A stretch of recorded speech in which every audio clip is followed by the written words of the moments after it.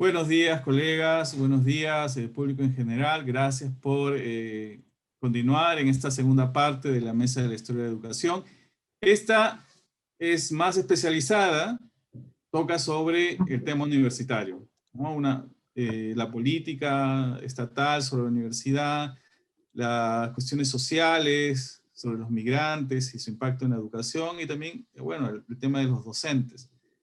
Y bien, y tenemos aquí a tres especialistas que nos van a presentar sus investigaciones. Bueno, en primer lugar, quiero presentar a Marcos Garfias, quien es licenciado en Historia por la Universidad de San Marcos, también tiene un diplomado en Gestión por la misma casa, es investigador del Instituto de Estudios Peruanos y tiene una serie de publicaciones y algunos libros sobre la educación superior, ¿no? Entonces, eh, bien, te doy el paso, Marcos. Adelante. Muchísimas gracias, Alex, por la organización de esta mesa Historia de la Educación en el Congreso Historia del Bicentenario. Gracias también a Víctor Arrambide, que está aquí presente, Vamos a esperar que entren las demás. representando a los organizadores. Y, bueno, saludos a quienes... Ya le comparó. Ay. Bueno, Víctor, tiene el micro, creo, encendido, Víctor. Bueno, y saludos a los colegas que están compartiendo conmigo la mesa. Bueno, dado que el tiempo es ajustado, yo iniciaré rápidamente la lectura de mi ponencia y voy a presentar el PPT.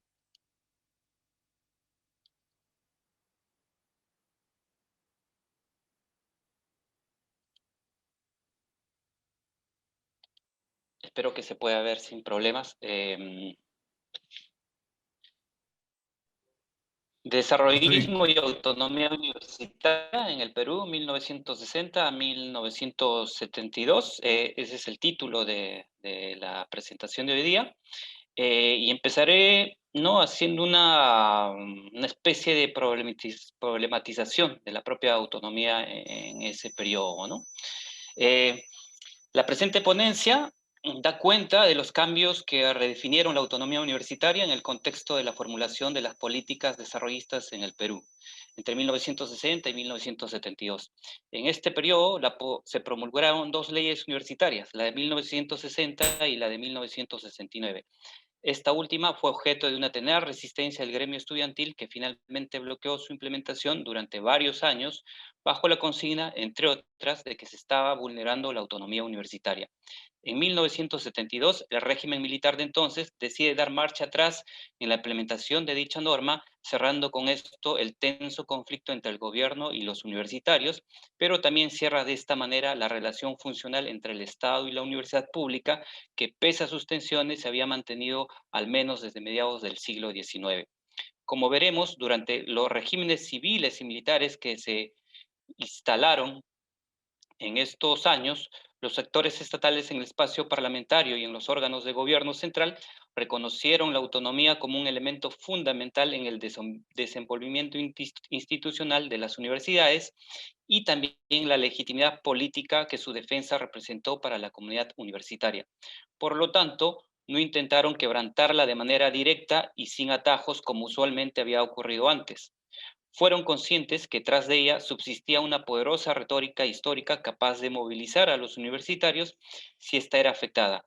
Esta combinaba la antiquísima voluntad de las sociedades occidentales de otorgarle a las universidades la libertad necesaria para administrar la transmisión y la producción de los saberes con una retórica más reciente que había nacido en el siglo XX en el contexto de las luchas antioligárquicas en todo el continente latinoamericano, que les concedió el papel de instituciones críticas y fiscalizadoras del poder estatal. Desde un horizonte temporal más amplio, esta retórica se había revestido de un armatoste jurídico que transitó del republicanismo liberal de la segunda mitad del siglo XIX hacia las concepciones antioligárquicas y democratizadoras de la primera mitad del siglo XX. Aunque este armatoste fue batido en distintos momentos de este de este extenso periodo, cuando se instalaron los numerosos regímenes dictatoriales que gobernaron el país, del mismo modo recobró su vigor a la caída de estos. La capacidad de reponerse consolidó su legitimidad y terminó convirtiendo a la autonomía en un componente fundamental del modelo de la universidad peruana y latinoamericana. Esto fue posible por el fluido vínculo que se estableció a lo largo del siglo XX entre un sector de la élite política con las instituciones universitarias públicas, porque estas élites, en gran parte, se habían formado en ellas y en muchos casos, luego de su etapa de formación, mantuvieron su presencia en la comunidad universitaria como docentes y autoridades. Por varias razones, tal escenario comenzó a modificarse en la década de 1960, con importantes consecuencias sobre el tipo de autonomía universitaria que hasta entonces se había edificado. Por lo indicado, cabe precisar que el énfasis está puesto en la autonomía respecto al poder estatal. Sin embargo, cabe advertir que la autonomía también fue defendida frente a otros poderes distintos al Estado, como los grupos de poder económico y la influencia de las potencias capitalistas bajo la lógica antiimperialista. La retórica y la defensa práctica de la autonomía no se restringió a las autoridades universitarias, pues se convirtió también en referente de las agendas de organizaciones políticas como el Partido Aprista y diversas agrupaciones de izquierda que tenían enorme influencia en los gremios estudiantiles y de docentes de la época. La dirigencia de estos gremios entablaron una permanente disputa ideológica y política con el Estado y sus agentes por el control de las universidades públicas y por lo tanto intentaron influenciar en el diseño de la organización y las funciones de estas entidades. Una disputa que no se desarrolló en los linderos físicos, simbólicos del campo universitario, sino que transitó por otros espacios propiamente estatales. En ese sentido, siguiendo la línea trazada por Immanuel Ordorica para el caso mexicano, se sostiene aquí que la autonomía se expresó ante todo por las relaciones de poder que entablaron el Estado y las universidades, o para ser más precisos, los distintos actores estatales con los igualmente distintos actores universitarios. Esta relación de poder fue objeto de cambios sustanciales en el lapso de la década de 1960 e inicios de la década de 1970. Estos cambios fueron determinados, entre otras cosas, por la propia transformación del campo estatal, como resultado del juego político que envolvió a los distintos grupos de poder en un contexto fuertemente marcado en términos ideológicos y programáticos por la agenda antioligárquica desde el terreno doméstico de la disputa política y por la agenda desarrollista que comprendió un ámbito mayor al propiamente nacional. En efecto, a partir de los años 60, las élites políticas que controlaban el Estado intentaron redefinir la noción y la práctica de la autonomía universitaria que se había configurado hasta entonces, empujados por las agendas desarrollistas y modernizadoras que motivaron la adopción de la lógica y los instrumentos de planificación en la acción estatal. Como parte de ese proceso, emergió la noción de sistema como una estrategia gubernamental de primera línea para coordinar las voluntades y las funciones de los organismos y los actores estatales. Con esto se pretendió movilizar el conjunto de aparato estatal hacia un mismo objetivo, el desarrollo de la nación a través, por ejemplo, de la industrialización de la economía. El espacio universitario no fue ajeno a este movimiento.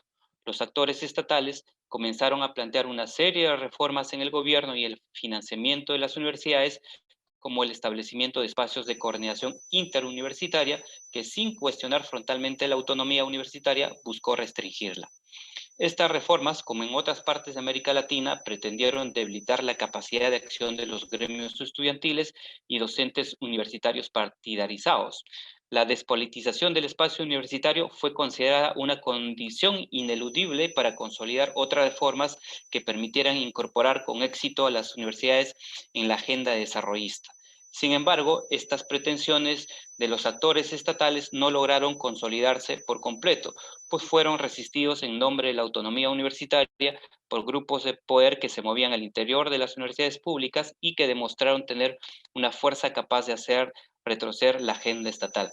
Debido a esto, el Estado y las élites políticas comenzaron a tomar distancia de la universidad pública y optaron por establecer vínculos cada vez más estrechos con las universidades privadas.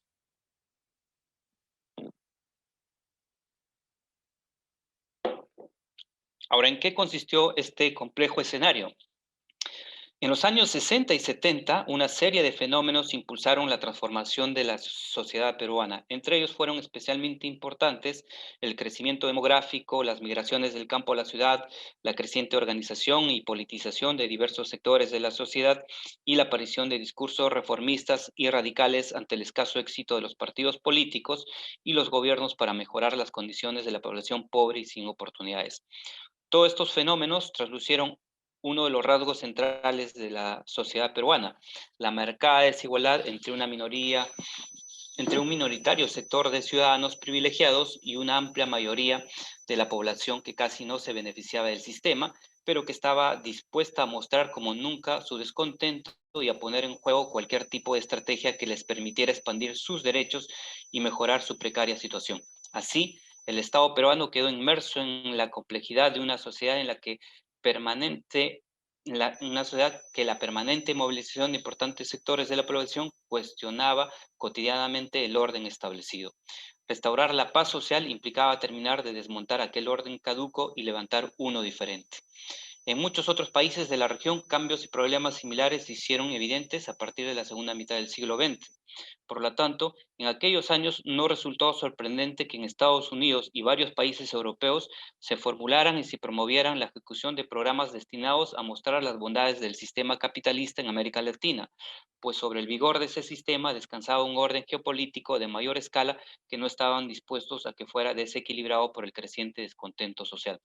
Por eso, los gobiernos de las potencias capitalistas promovieron la formulación de sofisticadas doctrinas como el desarrollismo, que pronto comenzaron a ponerse en ejecución en forma de financiamiento de políticas sociales, respaldo a los procesos de industrialización, asistencia técnica en diversas áreas de intervención estatal, entrenamiento de altos funcionarios y la adopción de nuevas formas de gestionar la organización y la acción de los estados bajo nuevos esquemas como el de la planificación.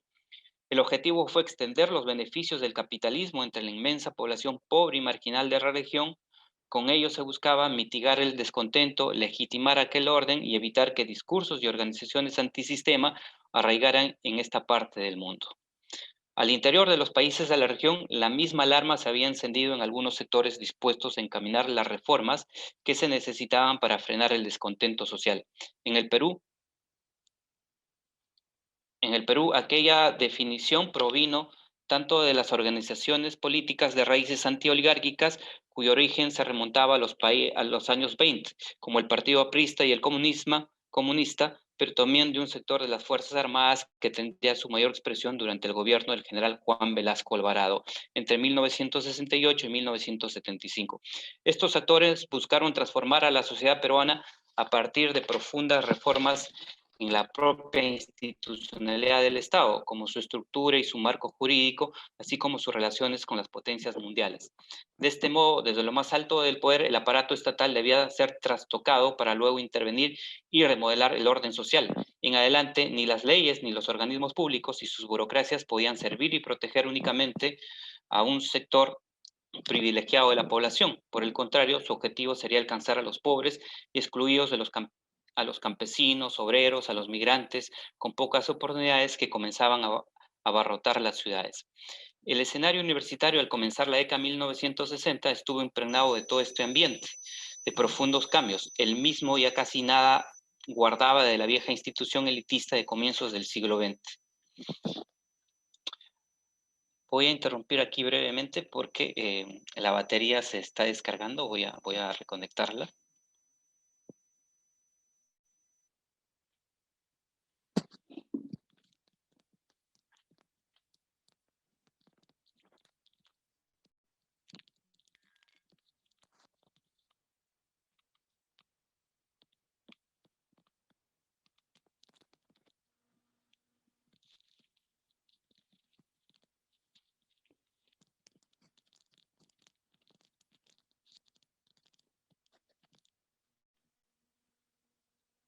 Bueno, ahora sí, espero que no haya problemas. Voy a retomar la lectura de la ponencia. Decía, en primer lugar, aquel escenario ya no estaba compuesto por un único modelo de universidad pública, pequeña y cerrada. Este había sido avasallado por la edificación de centros universitarios que se caracterizaban por su diversidad.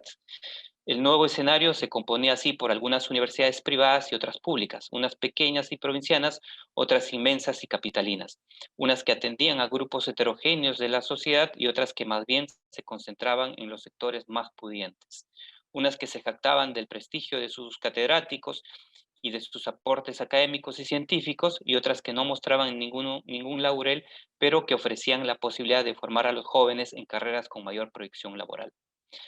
En segundo lugar, se habían ido definiendo la imagen de una universidad pública funcional a los grupos de poder y a las necesidades de un Estado en proceso de modernización, pues al menos desde la segunda década del siglo XX, la intensa politización de estudiantes y docentes y la aparición de discursos radicales habían deteriorado la relación de las universidades públicas con los distintos gobiernos, los cuales habían vuelto sus ojos hacia las universidades privadas.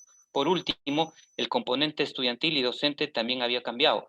La pequeña universidad elitista se vio empujada a abrir sus puertas a los hijos de una nueva clase media emergente, pero también a los vástagos de las clases trabajadoras, incluso a los de los campesinos que habían depositado en la educación universitaria todos sus anhelos de ascenso social y progreso material. Por cierto, una demanda que crecía sostenidamente al punto de convertirse en parte de las reivindicaciones por las que una nueva clase de peruanos lucharía intensamente. Vistas así las cosas, el nuevo ordenamiento estatal configurado por los regímenes de este periodo para ocuparse de las políticas de educación universitaria tenía enfrente un escenario sumamente complejo y conflictivo como la misma sociedad. En los debates que condujeron a la promulgación de la Ley Universitaria de 1960 fueron contemplados estos elementos. Sin embargo, en ella, luego de varias décadas, se evidenció una ruptura con la tradición reformista de cuño antioligárquico que había dominado el escenario universitario desde la década de 1920 entre el gremio estudiantil y los grupos de docentes más politizados. La ruptura consistió precisamente en el cuestionamiento a la creciente politización del espacio universitario y sus efectos en el desarrollo académico y en el desempeño del gobierno de estas instituciones. Para quienes defendieron esta postura crítica, aquí radicaba el creciente aislamiento de la universidad de la sociedad y de la agenda estatal, que el discurso de la autonomía seguía legitimando. En la práctica, aquel debate se resolvió construyendo una nueva legislación que promovió la mayor participación del sector privado en la educación universitaria y que, paradójicamente, le otorgó a estos centros una mayor flexibilidad y autonomía en la definición y en la composición de sus órganos de gobierno, en tanto que las universidades públicas quedaron, por ejemplo, férreamente enmarcadas en la lógica del cogobierno y el tercio estudiantil. No obstante, los legisladores de 1960 no habían renunciado a otorgarle un papel central a la institución universitaria en los proyectos de desarrollo del país, pero condicionaron este potencial a la necesidad de edificar un órgano de coordinación entre ellas. Este espacio de coordinación interuniversitario no logró consolidarse, por el contrario, languideció a lo largo de la década, entre otras cosas, según sus detractores, por afectar la autonomía universitaria. El gobierno revolucionario de las Fuerzas Armadas irrumpió en ese escenario tras el golpe de Estado de octubre de 1968. Apenas 4 meses después, el 18 de febrero de 1969, se promulgó el decreto ley número 17437, denominada Ley Orgánica de la Universidad Peruana, que reemplazó a la de 1960. La nueva ley fue una sorpresa para la mayor parte de universitarios y en general para el país. Ciertamente su predecesora había sido objeto de duros cuestionamientos en los últimos años, pues era considerada poco útil para controlar y quebrar lo que para muchos de los observadores de la época era una de las peores crisis de la universidad. Por lo tanto, era usual que se reclamara en distintos foros la necesidad de un marco legal diferente que sirva para afrontar la difícil situación que vivían las universidades. Al respecto existía ya un importante consenso, más aún porque cuando se promulgó la ley anterior de 1960 solo existían 9 universidades en todo el país y 9 años después estas ya eran más de 30, lo que significaba que el escenario sobre el que regía la ley ya no era el mismo y se habían levantado en pocos años uno sumamente distinto.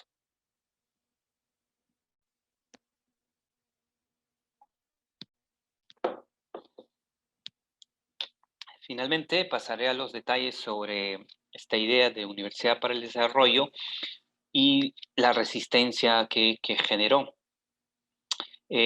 Augusto Salazar Bondi, catedrático de San Marcos, fue un crítico implacable de la ley de 1960 y participó en la elaboración de la ley de 1969.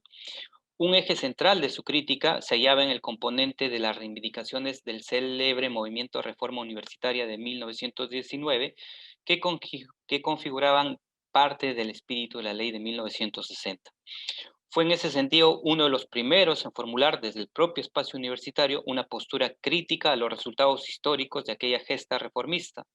En su lectura da por sentado el éxito de los reformistas en el sentido de que muchas de sus reivindicaciones fueron adoptadas por la institución universitaria.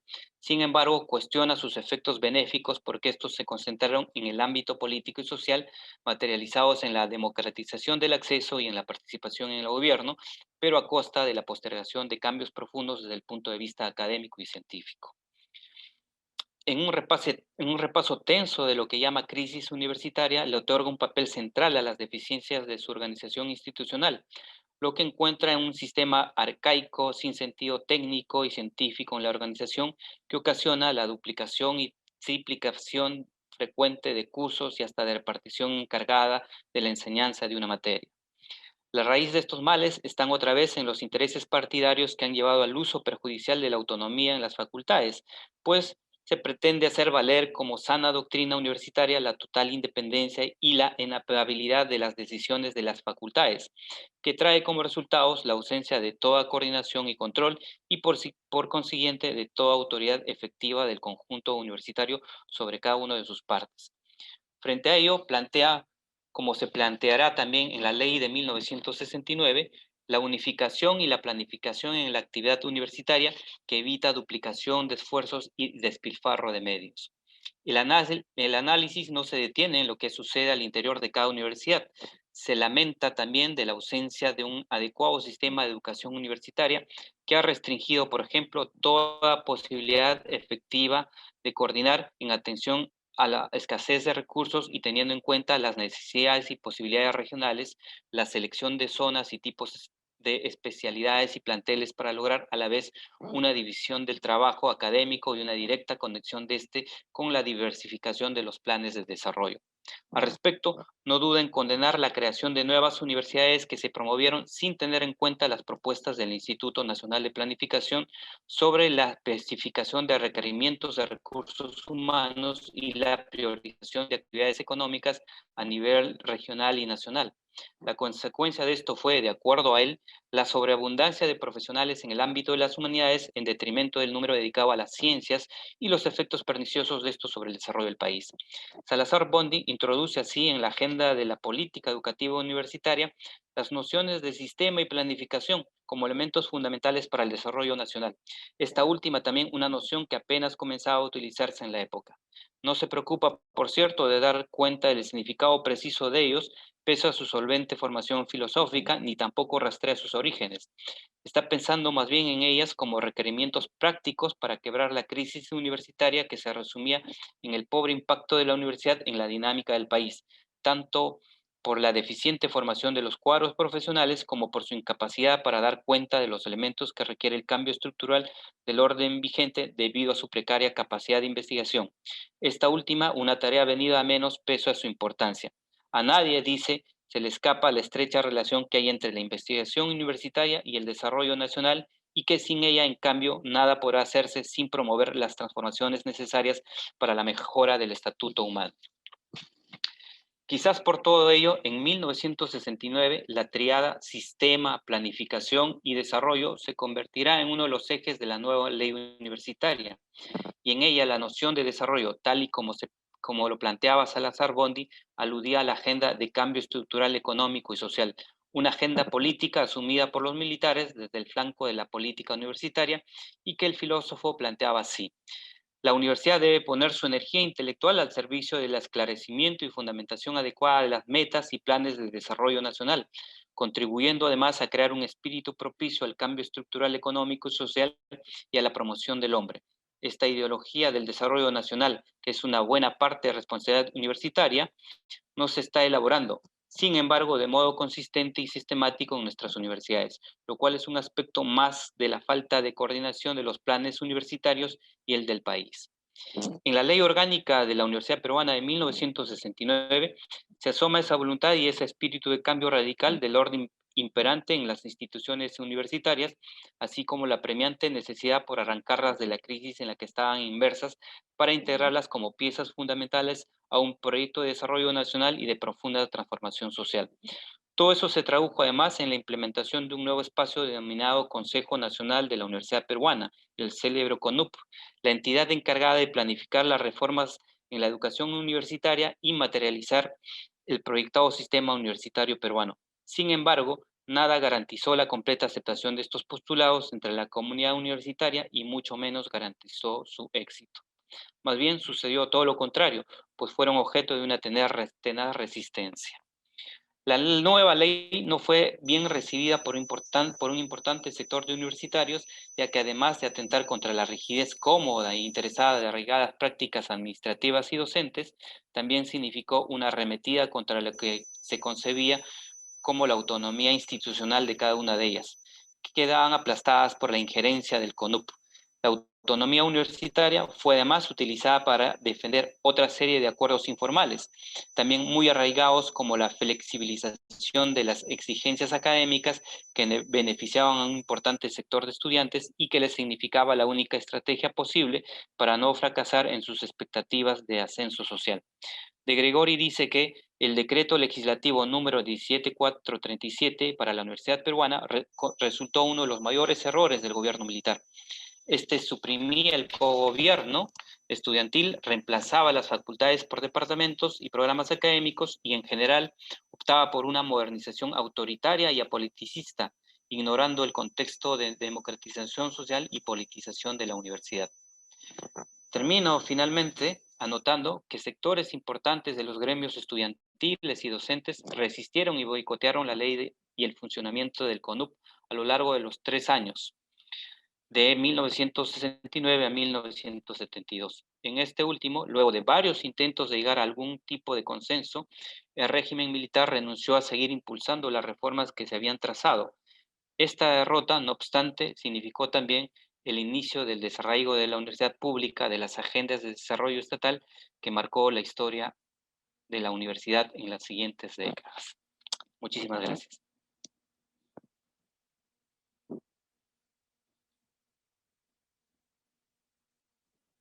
Muchas gracias, Marcos, por tu presentación, por vincular este tema de la universidad y estos proyectos desarrollistas. Y bien, para continuar con el tema de la universidad, con los cambios sociales, le voy a dar el pase a Alcides Daniel Sánchez, quien es licenciado en Historia por la Universidad Nacional de Mayor de San Marcos. Tiene precisamente ¿no? como temas de investigación, ¿no? La educación, los estudiantes, la política en la primera mitad del siglo XX. Tiene varios artículos, además, publicados en la revista Ocupacha, Motus, y bueno, además, ponencias, investigaciones sobre temas más bien de patrimonio cultural, ¿no? Bien, entonces le doy el pase al Alcides, ¿sí? Adelante.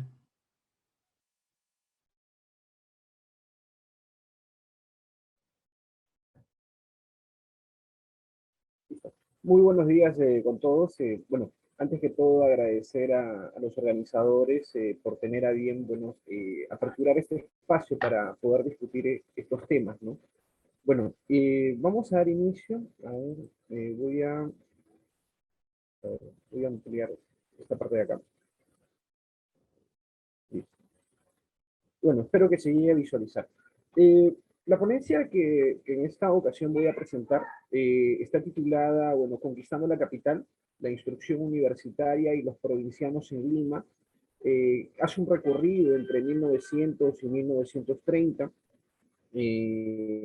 Gran parte de lo que más o menos vamos a discutir el día de hoy es lo que he podido analizar a través pues, de un momento en que yo iba realizando mi tesis de licenciatura. Bueno, como una pequeña introducción, bueno, es innegable el día de hoy, digamos, decir pues que Lima no sea una ciudad de provincianos. O sea, Lima en este caso alberga una gran cantidad de gente que viene de provincias, ¿no? Un ejemplo, bueno, basta ver lo que sucedió en la pandemia, es que ni bien se decretó, bueno, digamos, la cuarentena, mucha gente a los pocos meses decidió retornar, ¿no? Ahora, pero usualmente se tiende a focalizar, digamos, el origen de estas migraciones hacia la capital a partir de más o menos 1940, ¿no? Es cierto, ¿no? En 1940 se van a dar, digamos, las masificaciones grandes, digamos, muy, pero muy numerosas, ¿no?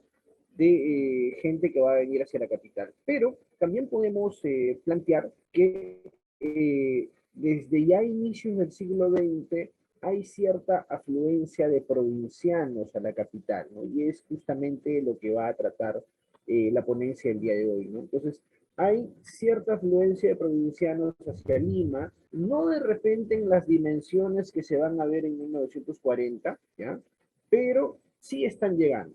Entonces, y lo que vamos a tratar de hacer es ver cuál es este impacto de las migraciones que se están dando desde el inicio del siglo XX, bueno, hasta 1930, que es, digamos, el marco temporal de la ponencia, y el impacto que van a tener en la instrucción universitaria, ¿no? Bueno, algunas, digamos, atingencias que de repente vayamos a tener es que primero hay que tener en cuenta que a inicio del siglo XX nos estamos refiriendo a una universidad pequeña, o sea, en términos de la población universitaria. Por ejemplo, solamente el 0,6% de los que habían estudiado la primaria llegaban a el nivel universitario. La ciudad también, los límites urbanos eran también ciertamente, digamos, reducidos, ¿ya? Y bueno, hablamos también de una población, digamos, universitaria con ciertos usos tradicionales, ¿no? Como diría, por ejemplo, Renate Marcís, que a inicio del siglo XX no existía en ellos una cultura juvenil, ¿no? Muchos de ellos, por ejemplo, si observamos las imágenes de los estudiantes, vemos estudiantes pues con vestimentas jóvenes, pero vestidos, digamos, con, digamos, atuendos propiamente mayores, ¿no? Las camisas almidonadas, los sombreros, en fin, ¿no? Bueno, vamos a iniciar. Los provincianos en la Universidad de San Marcos a inicio del siglo XX. Ya desde, bueno, desde antes, desde el siglo XIX, las aulas sanmarquinas ya habían tenido afluencia de estudiantes provincianos, ¿no? Fundamentalmente estamos hablando de, digamos, hijos de los grupos, digamos, terratenientes o también, digamos, ligados a la élite, ¿no? Que van a ir llegando a los claustros y en Lima van a ir afiatando pues los lazos con la oligarquía, muchos de ellos van a llegar a cargos importantes, van a ir destacando, ¿no?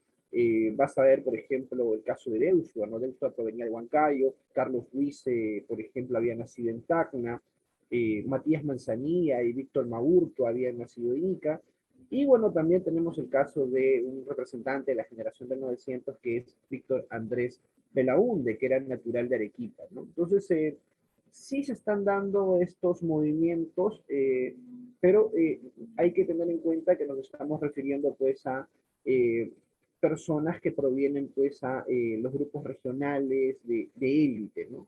Cuando llegamos al siglo XX, bueno, al siglo XX, inicios del siglo XX, la concurrencia de los estudiantes, digamos, provincianos, va a seguir, digamos, va a seguir esta afluencia. Ahora, habría que preguntarnos por qué se da esta afluencia, ¿no? Fundamentalmente es por la estructura del sistema educativo, ¿no? El sistema educativo era un sistema educativo elitista y centralista, en la medida, por ejemplo, de que a inicio del siglo XX teníamos una gran cantidad de escuelas, digamos, primarias, las primarias que estaban, digamos, en una gran cantidad de zonas, es más, en las partes rurales todavía.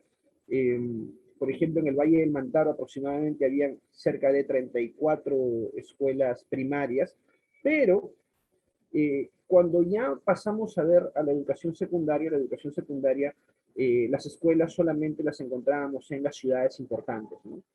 Por ejemplo, en el caso del Valle del Mantaro, de 34 escuelas primarias que habían, eh, cuando pasamos a ver la escuela secundaria, solamente había una que era la que estaba en Huancayo, ¿no? Entonces, y bueno, entonces si alguien había terminado la primaria y quería, digamos, continuar con la secundaria, necesariamente esto conllevaba a un desplazamiento, ¿no? Un desplazamiento. Y bueno, había que tener cierta cantidad de recursos, ¿no? Para costear, digamos, un alojamiento, alimentos, en fin, ¿no? Y si uno avanza más en los niveles de la instrucción, cuando llegamos al caso de la universidad es mucho más elitista, dado que el sistema universitario a inicios del siglo XX estaba conformado por la Universidad Mayor, que era San Marcos, ¿ya? Y las tres universidades menores, ¿no? En este caso, la de Arequipa, la de Cusco y la de Trujillo. La de Trujillo, que siempre tuvo menor población a inicios del siglo XX. La Universidad Católica todavía va a surgir a 1917 todavía, ¿no? Pero entonces, ese es, digamos, la estructura del sistema universitario. Es un sistema universitario elitista y conforme se iba avanzando, se tendía pues a desplazar, digamos, los centros de instrucción a las ciudades importantes, ¿no? Y al final, la universidad mayor por excelencia se encontraba pues en la capital, ¿no? Entonces, esto le señalaba, digamos, en la ruta o el curso a las personas que querían continuar su instrucción, o sea, simplemente tenían que ir migrando, ¿no? Entonces, también esto refleja cierta desigualdad, ¿no? Como por ejemplo podemos ver en esta parte de acá, dice, era que por ejemplo había cierta desigualdad en la instrucción elemental, que era la primaria y la secundaria, ¿no? La universidad elitista, las cifras nos dicen que entre 1900 y 1930, la población promedio, es decir, el 5% de los que estudiaron en la secundaria, y bueno, el 0,6% de los que habían asistido a la escuela primaria, ¿no? Y al parecer las ubicaciones socioeducativas estaban fijadas de antemano, como lo plantean Deusto y Renike, por ejemplo, para los sectores rurales, la escuela elemental, para las oligarquías citadinas, la escuela secundaria, y para las oligarquías provinciales, la educación superior. Entonces, gran parte de la explicación de por qué necesariamente vamos a ver que la Universidad de San Marcos se está alimentando, por decirlo así, de población provinciana, es por la misma estructura del sistema educativo en sí.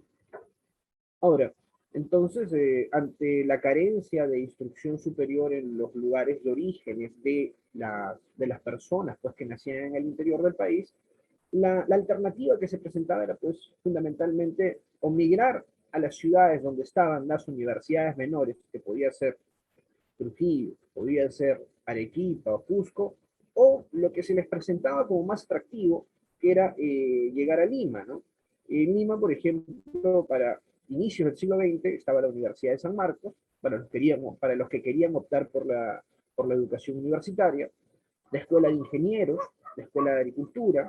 En la Escuela de Ingenieros, por ejemplo, Edilberto Guamaní ha hecho el mismo balance y se ve, ¿no? A inicio del siglo XX también la Escuela de Ingenieros tiene un importante sector de población provinciana, ¿no? Ahora, para 1986, por ejemplo, para 1896, de 10 alumnos egresados de medicina, por ejemplo, en San Marcos, solo 3 habían nacido en la capital, ¿no? Y eso estamos hablando todavía, faltando 4 años para 1900. De los restantes, 2 eran originarios de Arequipa, 2 habían nacido en Cusco, y bueno, 3, bueno, los otros 3 en Carhuaz, Ica y Cajamarca, ¿no? Mientras que de los 37 bachilleres graduados en la Facultad de Jurisprudencia, apenas 9 eran de Lima y Callao. 4 años más tarde, el total de matriculados, solamente 83 eran limeños y 147 eran provincianos, ¿no? Entonces, a inicios del siglo XX, entonces esa es la proporción, ¿no? O sea, del total de matriculados en la Universidad de San Marcos, 83 eran limeños y 147 eran población que venían de provincias, ¿no? Entonces, ese es el panorama que vamos a tener a inicios del siglo XX.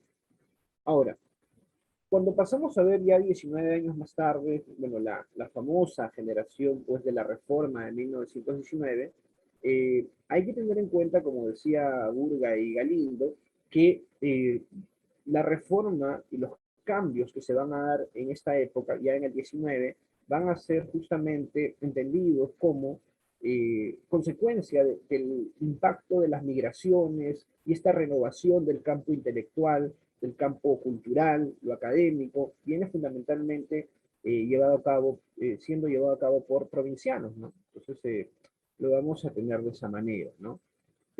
Por ejemplo, el Grupo Generacional de la Reforma de 1919 estuvo compuesto fundamentalmente por estudiantes venidos del interior del país.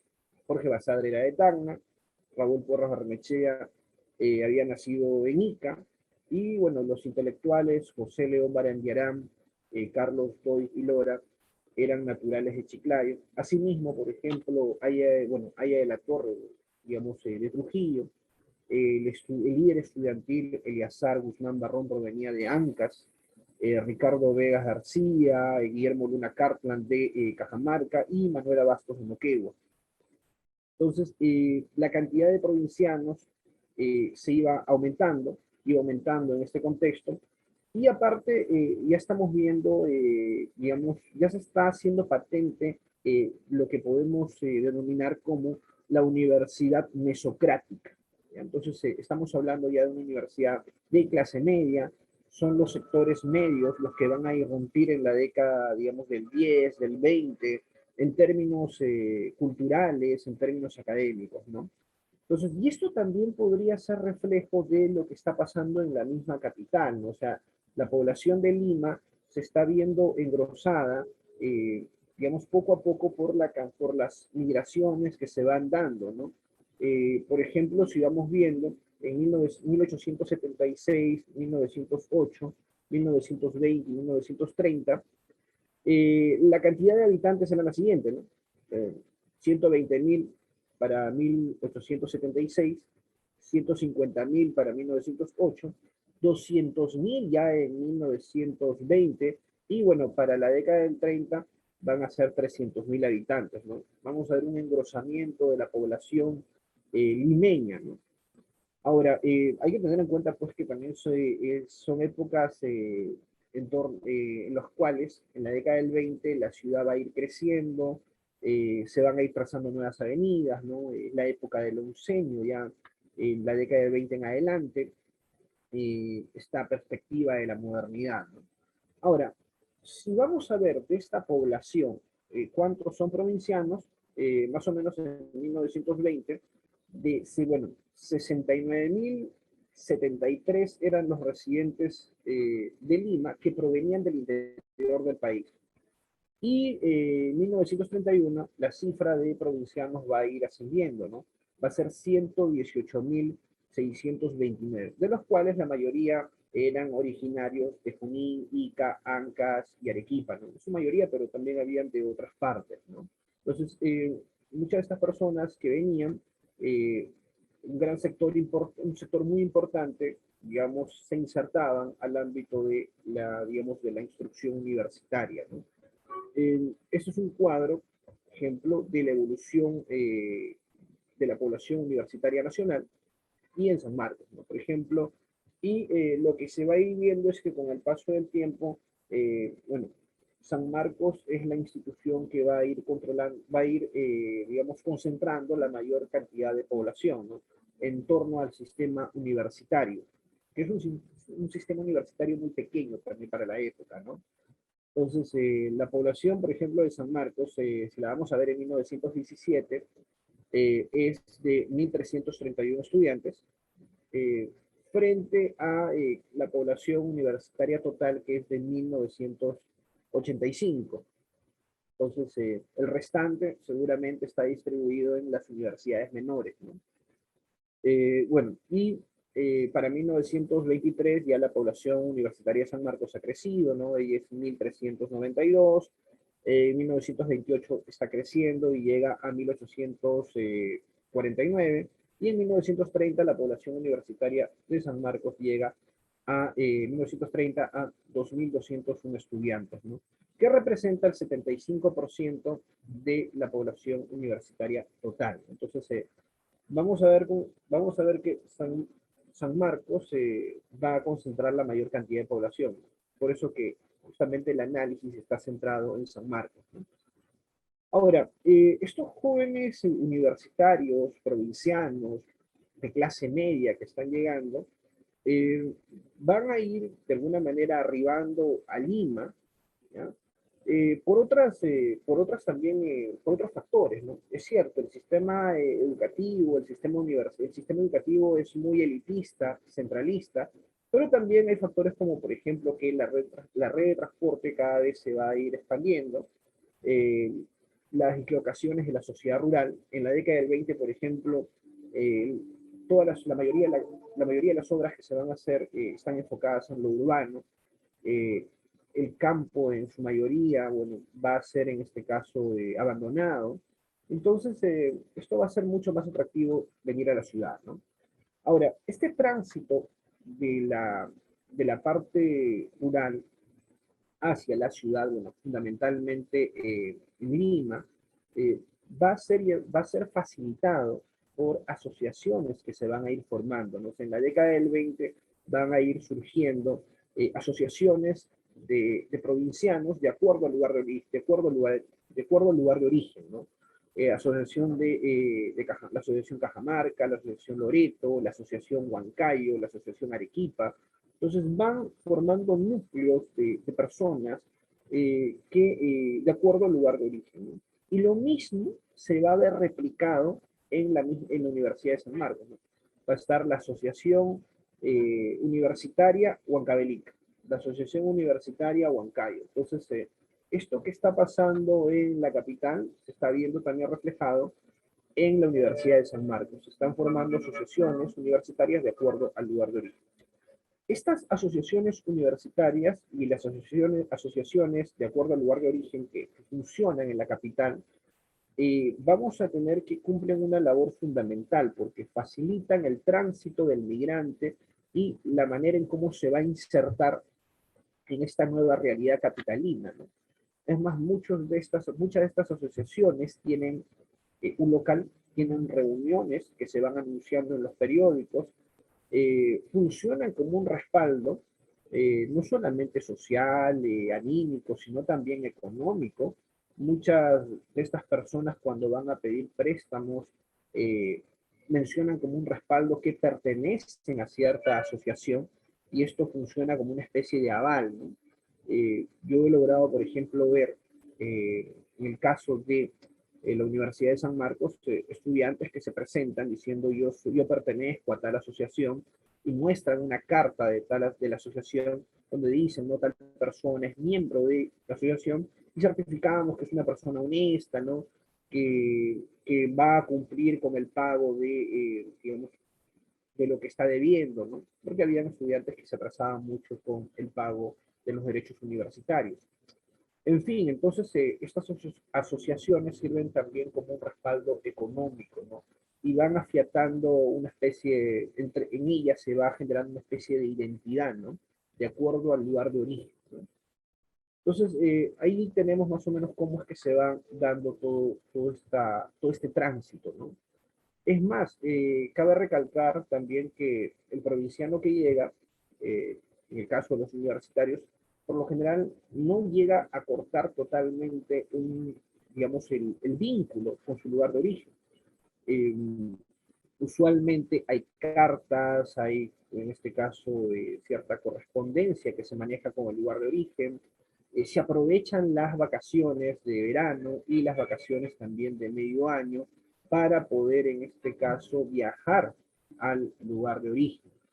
Eh, y la universidad lo sabía. En el año de 1925, por ejemplo, hubieron problemas en torno a los huaicos, el desborde de los ríos, y la universidad es consciente de que gran cantidad de sus estudiantes no pueden hacerse presente en la universidad para rendir sus exámenes o para continuar con sus clases y genera una extensión digamos, del plazo, ¿no? Hasta que las condiciones se normalizan, ¿no? Y se mencionan.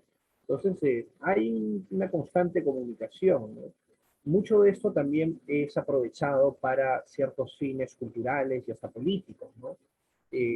ya estudiantes que vienen a Lima tienen cierto aprendizaje de lo político y vuelven pues para organizar ciertas asociaciones también en su lugar de origen, ¿no? En el caso, bueno, para 1902, bueno, ahí tenemos, digamos, la cantidad de alumnos, cómo ha ido evolucionando, y esto va de alguna manera a generar, en este caso, cierta masificación, pero no en el sentido de la década de los 60, sino en el sentido proporcional a la estructura de la universidad, a lo que podía soportar en términos de población universitaria la universidad para esa época, ¿no? Y en el año de 1918 surge la idea del examen de admisión. La ley orgánica de educación de 1920 legisla sobre el examen de admisión, pero el examen de admisión todavía se va a hacer efectivo en el año de 1925, ¿no?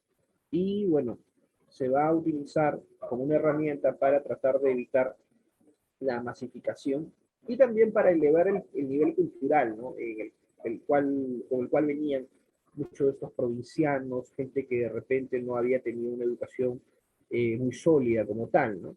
Aparte de ello, la evaluación médica va a buscar identificar a los más propensos a la violencia y a la agitación. Hay una especie de evaluación psicológica que se hace. Los informes de examen de admisión mencionan muy bien esto, ¿no? Mencionan que hay cierta tendencia o buscan identificar cierta tendencia a la violencia y a la agitación con el paso del tiempo, ¿no? Y también se van a ver que en el examen médico se ve que muchos de estos jóvenes migrantes para la década del 20 vienen en no muy buenas condiciones de salud. Tienen problemas hepáticos, pulmonares, y probablemente se mencionan en los informes que sea por las condiciones precarias de alimentación que habrían tenido, ¿no? En fin. Y bueno, esto es una elaboración propia en base a los legajos de expedientes de ingreso a la Facultad de Letras y bueno, la proporción digamos, de provincianos que van a ingresar a la Facultad de Letras, ¿no? En 1923, digamos, dejaban constancia que eran de provincia 41 estudiantes de la Facultad de Letras, 9 no especificaban, un extranjero, bueno, y 30 eran de Lima. Para 1924, 66 hacían notar su origen provinciano, 36 eran de Lima, 2 extranjeros, y bueno, 12 no en este caso manifestaban, o no hay forma de identificar el origen de ellos, ¿no? Entonces, en la década de 1900, inicio del siglo XX, a la década del 20, va a haber un aumento progresivo de la población universitaria y gran parte de ellos van a ser jóvenes provincianos. Va a ir variando el espectro socioeconómico, ya no son jóvenes de élite, sino estamos hablando que es una universidad mucho más mesocrática y con el paso del tiempo estos jóvenes van a tener ya condiciones mucho más precarias, ¿no? Para después, la mitad de la década del 20, vamos a ir viendo ya cómo se va a ir formando algo que yo he venido a llamar el grupo generacional de 1930, que son aquellos que van a llevar a cabo el segundo movimiento de reforma universitaria, que es la reforma del 30, pero ellos se van formando pues 5 o 6 años antes, ¿no? Entonces, ¿qué está pasando con estos jóvenes universitarios en la década del 30? Bueno, vamos a ver que muchos de ellos son provincianos de clase media, que van a ir en este caso llegando, al igual que los de la generación del centenario, ¿ya? Si bien es cierto, la Patria Nueva va a abrir muchas expectativas, pero las expectativas en realidad de muchos de estos jóvenes universitarios no va a ser satisfechas, ¿no? Muchos de ellos van a ser excluidos. Parte de esta exclusión se nota en las condiciones precarias que van a ir viviendo, ¿no? Dos condiciones que pues, se pueden apuntar para mediados de la década del 20 es la subida del precio de los alimentos y la precarización de la vivienda, ¿no? La precarización de la vivienda. Muchas de estas personas vivían en viviendas muy precarias, basta ver las cifras. Por ejemplo, en Lima, para 1920, y esto va a ir en aumento, el 42% de la población de una de las familias vivían en habitaciones de un solo cuarto, ¿no? Entonces, estas condiciones van a hacer generar una especie de sazón, de sentimiento, de que sus expectativas no han sido resueltas, que la modernidad que ofrecía la patria nueva no llega a todos, en fin. Entonces, bueno, lo que se va a ir viendo es que muchos de ellos van a empezar a ser, digamos, a tener que trabajar, a tener otras condiciones que ya son distintas a las anteriores, ¿no? Alguien, en este caso, que va a ir notando esto, en este caso va a ser el decano Guillermo Castañeta, que era el decano de medicina. En 1928 a él se le manda a hacer un informe de su facultad y él manifiesta lo siguiente, ¿no? Dice que la poca holgura económica del mayor número de alumnos de la Facultad de Medicina les obliga a una lamentable dispersión de sus actividades, ¿no? Muchos de ellos, bueno, procurándose empleos que les permitan continuar sus estudios. Hermoso espectáculo el ofrecido por estos jóvenes al arbitrarse honrados recursos para el sostenimiento de su carrera, pero por desgracia esto redunda en daño en su preparación.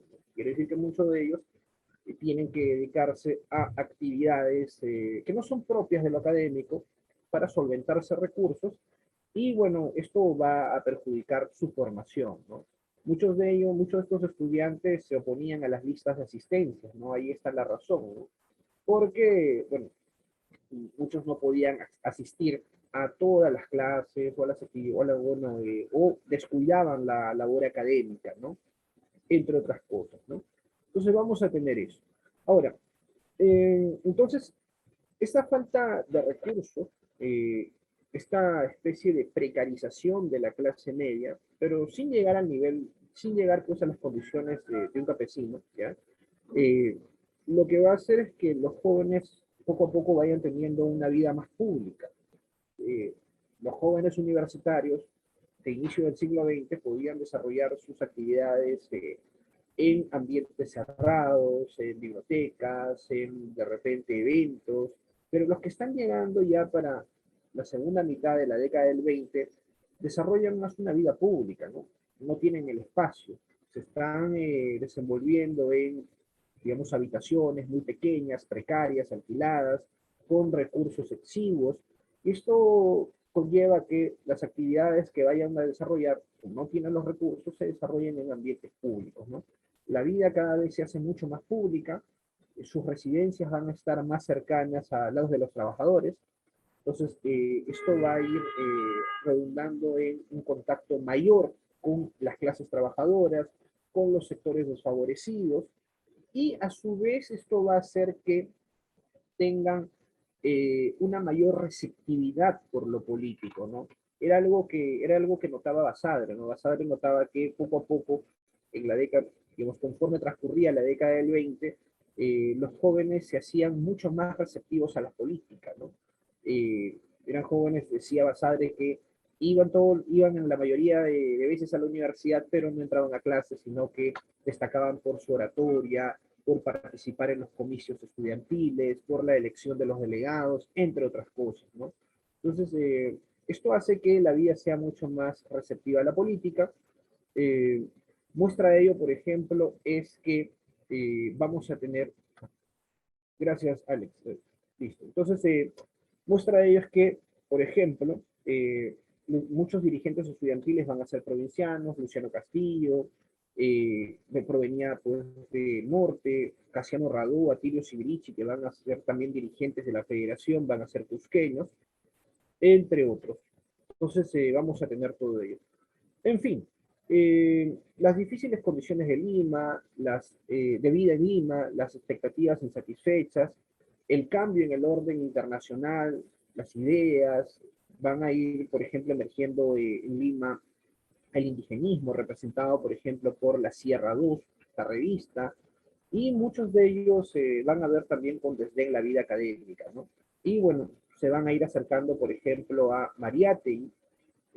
Hay un grupo interesante que se va a formar, que es el Grupo Vanguardia, que está formado también entre ellos por jóvenes provincianos, ¿no? Tomás Escajadío, Mario Samamé Boggio, entre otros, ¿no?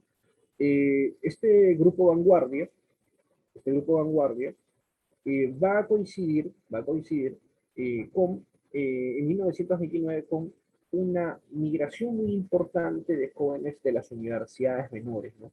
En 1929 muchos jóvenes de las universidades menores van a tener que migrar debido a que el Estatuto Universitario de 1928 le quita las facultades profesionales a estas universidades de provincia y la única universidad que podía tener facultades profesionales, entre ellas Derecho, va a ser San Marcos. Entonces la mayoría tiene que migrar, ¿no? Llegan en el 29 y estos jóvenes migrantes de las universidades menores con los del grupo Vanguardia son los que generarían este grupo generacional de 1930, que es aquel que llevaría a cabo la reforma, el segundo movimiento de reforma, y es aquel también, a la casualidad, es un rector también de provincias. Bueno, podemos decir que San Marcos, por lo menos desde inicios del siglo XX, ya era una universidad provinciana, quienes llevaban a la capital por la misma estructura elitista y centralista del sistema educativo. Así, el camino para aquel estudiante del interior del país que quería continuar su formación académica era migrar hacia las universidades menores o a la universidad mayor. Muchos de ellos, en un inicio, pertenecían a los sectores acomodados o a las élites regionales que en Lima afiataban lazos con la oligarquía, aunque con el paso del tiempo fueron llegando alumnos de clase media. Este fue el caso de la mayoría de los que formaron la generación de la Reforma de 1919, quienes no sentían ningún arraigo por el orden que criticaban y pretendían transformar, mientras los de la generación del 900 solo se quedaron en la discusión de los problemas educativos. Lo cierto es que el espectro socioeconómico del alumnado de la Universidad de San Marcos fue cambiando, principalmente en la década de 1920. Los jóvenes migrantes de la capital se fueron empobreciendo cada vez más por el aumento del precio de los alimentos, el incremento del costo de los derechos universitarios y el deterioro de las viviendas de alquiler. Asimismo, muchos rechazaban las listas de asistencia y sentían cierto desdén por la vida rutinaria en los claustros. Ello y su carencia de recursos los llevó a tener una prolífica vida pública y a ser altamente receptivos a la política y a las corrientes ideológicas de la época. Finalmente, se vieron reforzados por los jóvenes migrantes que llegaron de las universidades menores en 1929 y que después de la caída de la guía impulsaron la reforma universitaria y dieron forma al grupo generacional de 1930. Eso sería todo. Muchas gracias. Muchas gracias, Alcides, por tu ponencia y conocer un poco más de los estudiantes de provincia en San Marcos. Bien, ahora voy a presentar a la siguiente ponencia de esta mesa sobre educación superior, a Magíster Jenny Canales Peña, Magíster en Estrategias de la Comunicación y licenciada en Comunicación por la Universidad de Lima. Ha terminado doctorado en Humanidades, con mención en Estudios sobre la Cultura en la Universidad de Piura. Además, es docente universitaria de pregrado y posgrado. Y bueno, y tiene investigaciones sobre cine, educación y medios. Ha sido evaluadora externa por el CINEACE. Bueno, ha dirigido también diferentes carreras de comunicación en Lima. Es actualmente vocal del Tribunal de Ética del Consejo de la Prensa Peruana y directora de la Escuela Profesional de Periodismo de la Universidad Antonio Ruiz de Montoya. Bueno, le doy el pase a Jenny. Adelante. Muchísimas gracias, Alex. Muchísimas gracias a los organizadores, no solamente por esta maravillosa oportunidad de congregar a una cantidad de investigadores o docentes, sino además por permitirnos ingresar al mundo de los historiadores, aquellos que no pertenecemos a ese grupo. Hemos escuchado ahora la presentación de Marcos referida a la autonomía universitaria y la presentación del CIDES respecto a la presencia de los estudiantes migrantes, sobre todo en la universidad. Y en realidad existe bastante información sobre ello, o bastante interés, tanto por el lado de las regulaciones como del lado de la participación de los estudiantes, pero es curioso que se encuentra muy poca información acerca de los docentes universitarios. Y no es solamente un aspecto propio de nuestro país, sino en general, cuando uno busca acerca de la historia de la universidad, o busca acerca de cómo nacieron estas universidades en el mundo, lo primero que dicen los especialistas es: existe muy poca información sobre los docentes. Y existe muy poca información porque creo yo que, al igual que la comunicación, que es algo que todo el mundo lo sabe y por lo tanto en las empresas no se considera muy valioso, en el mundo de las universidades se asume que siempre tiene que haber alguien que te enseñe, por lo tanto no es tan relevante en ese momento de considerar. Entonces, parte de esta presentación viene de esa inquietud. ¿Por qué? ¿Cómo se cambia además la denominación del docente? Actualmente nosotros tenemos en muchas universidades que la denominación puede ser de motivadora, una persona que te inspira, una persona que te acompaña. Ya no se usa la palabra catedrático con mayor frecuencia. ¿Y de dónde venía? Un poco mi pregunta surgía, ¿cómo han sido las regulaciones? ¿Cómo se han denominado ahí? ¿Cuál es el rol del docente universitario? ¿Existe un rol realmente? La docencia universitaria, a diferencia de muchas otras actividades profesionales, es una actividad que no está formada, es una actividad que nadie nos indica cómo hacerla necesariamente, o no existe ningún parámetro o ninguna característica. Sabemos que el docente universitario debe hacer investigación, sabemos que el docente universitario tiene relación con la enseñanza, incluso que hasta puede hacer gestión, pero ¿cuál es realmente, cómo así nace este docente universitario, cómo así se crea, se forma? Y muchos nos van a decir que en realidad lo que nosotros hacemos es repetir el esquema o repetir aquellas prácticas de algún docente universitario que en algún momento nos inspiró o es que nos condujo a una cierta manera de actuar en el aula. Y creo yo que esta falta de definición también respecto al rol que cumple un docente universitario nos lleva a pensar en que existe una crisis antropológica, denominada así en términos de que es la persona la que está afectada. Y no solamente la persona docente, sino también la persona estudiante. Y un poco lo que quiero aquí presentarles es el recorrido de cómo las distintas regulaciones han planteado la presencia del docente, en algunos casos muy clara, en algunos casos más ambigua, y qué cosa es lo que ha pasado, así como una pincelada a lo largo del tiempo para aterrizar en lo que ahora podríamos estar viendo, ¿no? Gracias a las presentaciones anteriores, nosotros hemos podido entender un poco mejor cómo era el contexto social. El siglo XIX, que es el siglo de nuestra independencia, en realidad es un siglo que empieza un poco tarde, empieza hacia la tercera parte del siglo, con una serie de dificultades, como ustedes ya han escuchado, vinculadas pues con aspectos económicos, con aspectos sociales, con aspectos culturales, incluso con una universidad muy pegada a lo que era la colonia, ¿no? Una universidad que repetía el esquema de lo que era la colonia.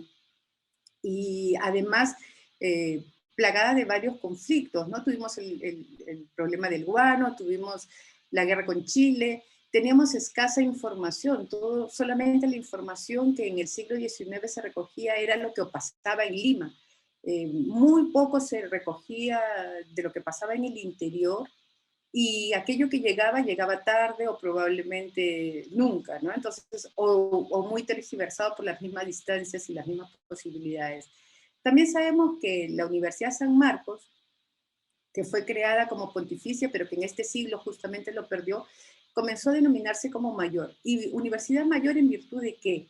En virtud de que era aquella universidad que existía en el país que tenía la mayor cantidad de facultades, ¿no? La mayor cantidad de carreras, como ahora le llamamos.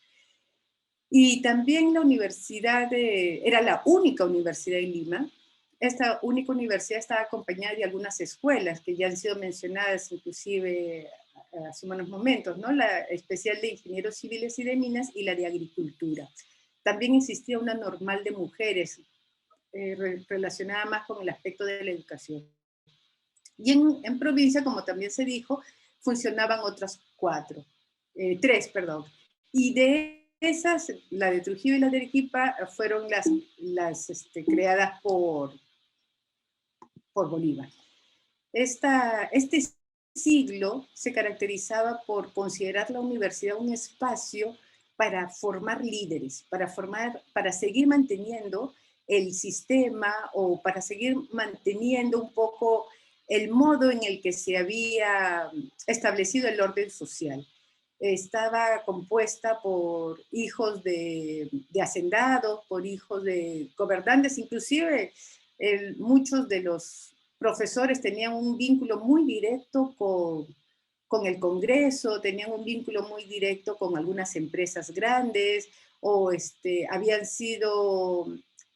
habían adquirido una cátedra en virtud de esas posibilidades sociales y económicas que se presentaban.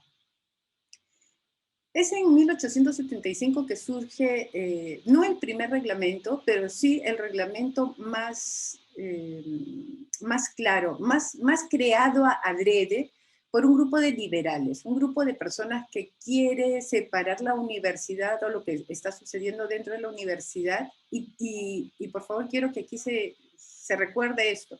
Cuando se hacen los reglamentos de la universidad, siempre se piensa en San Marcos y siempre se piensa en la Universidad Nacional, ¿no? O sea, casi todos nuestros reglamentos están muy referidos a lo que es la Universidad Nacional, porque esa era la universidad mayor y ella era la que regía todo el mundo académico. En este reglamento no solamente se habla acerca de la universidad o la educación superior, sino también se regula lo que es la primaria y la media, porque existía, de acuerdo a lo que dicen los entendidos, una serie de desorden, tanto en el aspecto administrativo como en lo que se quiere lograr. Como les decía hace un rato, las carreras o las facultades que tenía San Marcos en este momento, se regula también en este reglamento, son las de teología, jurisprudencia, medicina, ciencias políticas y administrativas y letras. Aquí se empieza a pensar en que la universidad debe estar más vinculada con aspectos técnicos. Con este reglamento se empieza a pensar en que la universidad tiene que estar también al beneficio y al servicio del desarrollo del país. Aspectos que hasta antes de esta época no eran tan determinantes ni eran tan considerados. Se formaba a la persona con conocimientos muy amplios, pero no necesariamente se le vinculaba con aspectos técnicos. Incluso se dice que hubo mucha resistencia porque existían algunas personas vinculadas a la universidad que pensaban que la universidad no debía hacer ese tipo de actividades, que para eso habían otro tipo de espacios y que ahí se formaba otro tipo de personas, de universitarios. Bueno, aquí también se comienza a reglamentar que la cátedra la tenía que ejercer alguien que tuviese de 25 años en adelante y que además fuera doctor en la facultad. En esta época el doctorado no se obtenía como se obtiene ahora, que después de pasar una maestría estudiamos un doctorado, sino que más bien era muy vinculado a los estudios. O sea, casi se concedía una vez que se aprobaba una serie de exámenes, inmediatamente se era nombrado doctor. ¿Y esto por qué? Porque en esta época también existían algunos sacerdotes que habían tenido clérigos que destacaban académicamente y a los 18 años, por ejemplo, los podían nombrar profesores y entrar a la universidad a dictar una cátedra. Entonces, en función de esto se hace una reglamentación para que solo a partir de los 25 años se podía ingresar.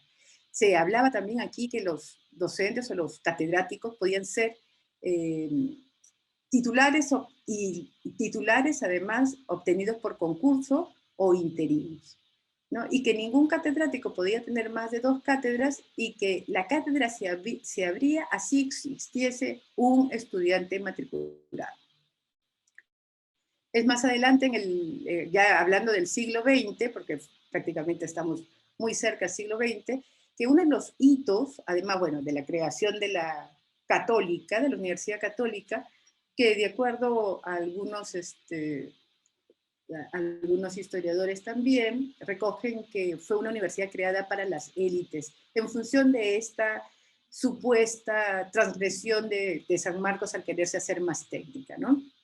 En el 18 existe una reforma universitaria en Córdoba, en Argentina, donde los estudiantes comienzan a solicitar, los estudiantes y los docentes comienzan a solicitar una serie de requerimientos que al parecer no estaban muy claros, que al parecer no estaban dadas las condiciones para que ello sucediera.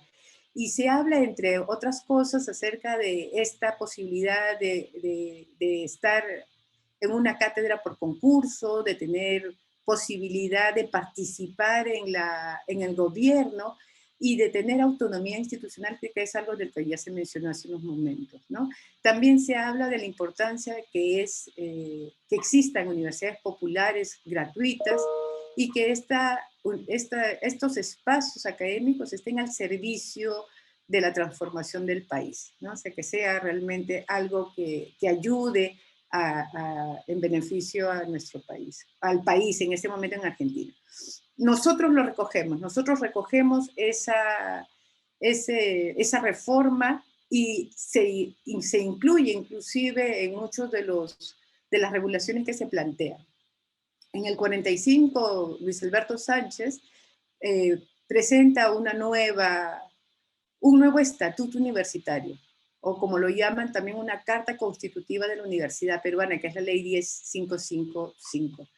En ella, Luis Alberto Sánchez fue rector de San Marcos por varios periodos, en realidad, con algunos aspectos bastante positivos, como este nuevo estatuto, que lo que hace es establecer un perfil del docente, o sea, sin decirlo, sin que esto sea lo más importante, pero plantea una especie de perfil para el docente, ¿no? Que tenga un probado interés y devoción a los problemas culturales por medio de libros, artículos y campañas culturales, o sea, es que sea alguien que reconozca que realmente le interesa el asunto cultural, que no solamente le interesa el gobierno o que no solamente le interesa la economía, sino que además que tenga un interés y que esto haya sido capaz de difundirlo, que haya sido capaz de participar en distintos tipos de organizaciones que se encarguen de este tipo de actividades. Que tenga algún conocimiento, tanto en la ciencia o en el arte, de lo que él va a enseñar, de aquello que cree que es capaz de hacer, y que tenga suficiente experiencia didáctica. A mí me llamó bastante la atención estos tres puntos, porque creo que de alguna manera marcan lo que él es. En el 56 se vuelve a establecer otro tipo de propuesta, un poco que cambia lo que dice la 10555, y que aquí hay otro aspecto que no he resaltado, pero que sí es bueno que tengamos en cuenta, que es que se le responsabiliza a la universidad no solamente el formar universitarios, sino también formar a sus docentes. O sea que las universidades son responsables de formar a sus docentes, ¿no? En este siglo XX existe una cantidad de leyes vinculadas a la educación.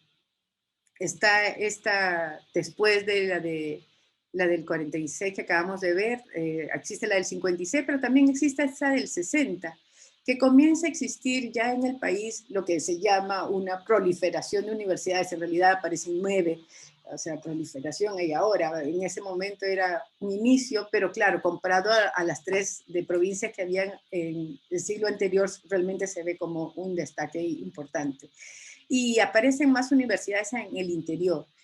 Este Consejo Interuniversitario va a ser creada por la Universidad Mayor y las universidades menores, que son todas aquellas del interior que van a tener menos de las 7 cátedras que tenía la Universidad Mayor. No existía una regulación por la cantidad de cátedras para que una universidad existiese. Bastaba que tuviese una y realmente iba a ser considerada ya una universidad. Luego aparece en el 69, ya con el gobierno militar, esta ley orgánica de la Universidad Peruana, que a decir de muchos entendidos fue bastante boicoteada, bastante poco aceptada, no solamente porque aparecía en una época de gobierno militar, sino también porque presentaba este Consejo Nacional de la Universidad Peruana, el CONUP. que lo que, a decir de muchos entendidos, lo que hacía era limitaba esta autonomía institucional, limitaba la libertad de las universidades. Sin embargo, aquí también una de las cosas que tal vez ya comienza a cambiar respecto a lo que era la presencia del docente es que aquí ya se le quita a la universidad la obligación de formar a los catedráticos, se le quita a la universidad, se habla ya de profesores contratados. Antes se hablaba de que la universidad debía tener la mayor cantidad de profesores a tiempo completo y de ser posible que sean ordinarios, que pertenezcan a la universidad. Aquí ya no, acá se libera un poco eso, se habla de que existen profesores con distintas horas que puedan ser contratados simplemente por horas. Se habla también acerca de la presencia de ayudantes de cátedra y de jefes de práctica, porque, como decíamos hace unos momentos, la universidad comenzaba a brindar algunos aspectos más técnicos y se limita un poco las funciones de este tipo de personas dentro de la universidad, que es lo que hacía un jefe de práctica en términos de cómo apoyaba a un docente. Y aquí en esta ley del 69 se dice que pertenece al ámbito profesional, al ámbito de los profesores profesal, le llaman ellos, los jefes de práctica y los ayudantes de cátedra. Pero más adelante, cuando ya estamos en un gobierno democrático, ya con el segundo gobierno de Belaúnde, aparece esta otra ley, la 733, que es la que tiene bastante fuerza. Creo que lo más importante de la anterior era decir que la remuneración de los profesores iba a estar homologada con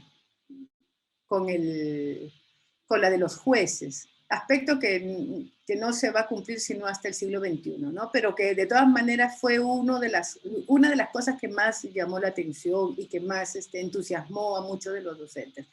Con la creación de la ley 23733, en realidad aparece la ANR, pero los docentes comienzan a ser más independientes de lo que es la universidad.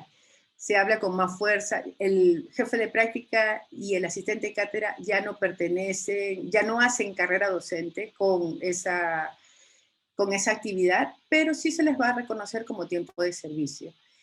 Aquí se le da más fuerza a esta Asamblea Nacional de Rectores, se espera que con ellos, al ser cabeza de las universidades, se pueda crear algunos aspectos, algunas mejoras.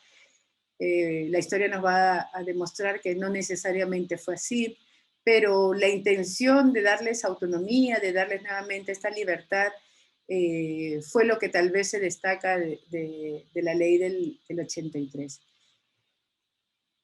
Tal vez uno de los cambios más grandes para nosotros los docentes es la creación de la ley, de la que sigue, de la creación del Consejo Nacional para la Autorización de Funcionamiento de Universidades, el CONAFU. No solo porque estuviese creada por 5 rectores, la CONAFU tenía una intención, sino porque está muy pegada a lo que es el decreto ley 882, que es la ley de promoción de inversión en la educación, cuyo interés principal era mejorar la infraestructura académica, fomentar un poco la democratización, porque se había la posibilidad de crear nuevas universidades, pero infelizmente la regulación aquí lo que hizo fue liberar a las empresas y dejarles a ellas total libertad de considerar al docente universitario un empleado más. Y se dice expresamente en estas regulaciones que ya el docente universitario de las universidades privadas no se regirá por las leyes universitarias propiamente dichas, sino por las leyes laborales, ¿no? Entonces, pone al docente universitario en un lugar diferente. Ya no pertenece necesariamente al mundo académico, sino es ahora un profesional con total libertad, libre albedrío para elegir dónde es que pudiese estar. Aspecto que luego conversaremos un poquito más. Esa ley de promoción trajo cosas interesantes, pero también cosas bastante difíciles de entender, ¿no? Interesantes en términos de que realmente sí se generó una competencia entre la infraestructura de ciertos campus y la infraestructura de otros, obligó tal vez a crear mayor énfasis en el aspecto de la investigación o en la aparición de rankings, que es discutible, pero fomentó un interés, un cambio. Pero también trajo algunas cuestiones que no fueron necesariamente positivas, como abrirles la posibilidad de poner una empresa universitaria sin tener en cuenta el rol, la función de una universidad. Hace un momento escuchábamos cómo es que muchas de estas universidades no lograron comprender la función que cumplía en nuestro, la función que cumplía en estoy mirando el chat, discúlpenme, me distraje, la función que cumplía el docente de la universidad, sino que además lo que hacía era ponerles un énfasis muy grande en lo que es el marketing, la captación de estudiantes, pensado más en el interés económico que en el aspecto académico propiamente dicho, ¿no? Luego entramos nosotros al siglo XXI. Esto de aquí, como les digo, es una pincelada de lo que va sucediendo y una pincelada de cómo se está entendiendo al profesor. En el siglo XXI, lo que vamos a encontrar es que va a aparecer la SUNEDU, querida por algunos y odiada por otros.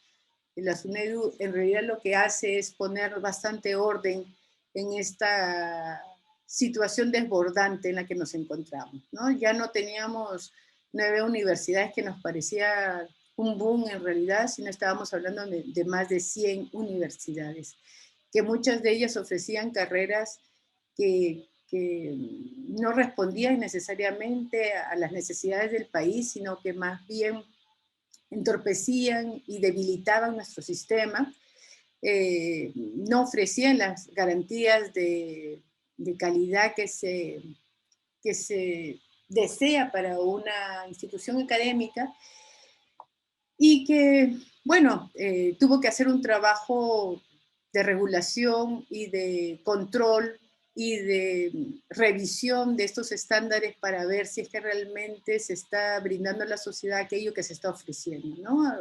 Estamos hablando de empresas que tienen una serie de misión, una propuesta, y para ver si es que realmente lo que ofrece y lo que dice no solamente responden a prácticas marqueteras, sino que también responden a lo que la sociedad considera que se le está brindando. Esta ley, la del 2014, tiene algunos aspectos interesantes, como esto de la creación de la SUNEDU, de la Superintendencia de la Educación Superior, pero también algunos reglamentos o artículos que no terminan de ser claros o que en realidad a nosotros mismos nos ponen una especie de trabas, ¿no? Como este de aquí, que toda institución debe tener por lo menos 25% de sus docentes a tiempo completo. Lo cual es bastante interesante porque permite que ese docente que antes estaba libre y que luchaba por tener horas en cualquier lugar, ahora por lo menos se le pudiese considerar o existiese un lugar para tener un espacio, pero no dice si es que este 25% o este porcentaje de docentes debe dedicarse realmente a la docencia y a la investigación solamente, o si este 25% debe hacer además actividades de gestión y además otras actividades que no necesariamente forman parte de lo que el rol de un educador debería exigir.